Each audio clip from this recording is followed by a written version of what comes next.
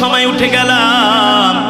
ফজরের সময় উঠে আমি শাম দেশের মানুষদেরকে জিজ্ঞেস করতেছি, এ শোনো, আনা জিতু মিনাল মক্কা, আমি মক্কা থেকে আসছি, আমি এই দামেস্কে ব্যবসা করার জন্য আসছি, আমার নাম হলো আবু বকর।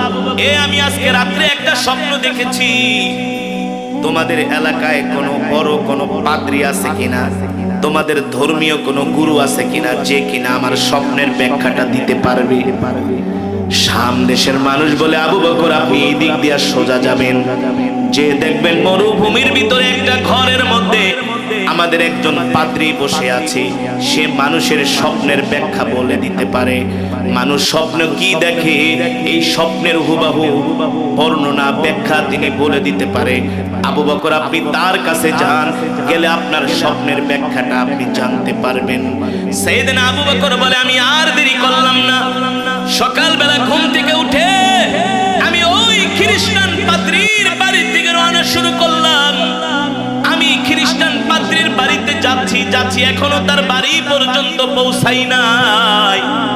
দেখি খ্রিস্টান পাদ্রী তার ঘরের দরজায় বসে আছে। আমাকে দেখা খ্রিস্টান পাদ্রী বলেন, লাব্বাইক ওয়া সাদাইক, এ আবু বকর, আহলান ওয়া সাহলান, মারহাবান বিকুম। আবু বকর আপনি আমার বাড়িতে আসছেন, আমার জীবন ধন্য হয়ে গেছে। সাইয়েদনা আবু বকর বলে, পাদ্রী আমার নাম যে আবু বকর আপনি কিভাবে জানেন? সুবহানাল্লাহ, আমার নাম যে আবু বকর আপনি কিভাবে জানেন? পাদ্রী বলে, আসেন আসেন, আপনি আমার ঘরে আসেন।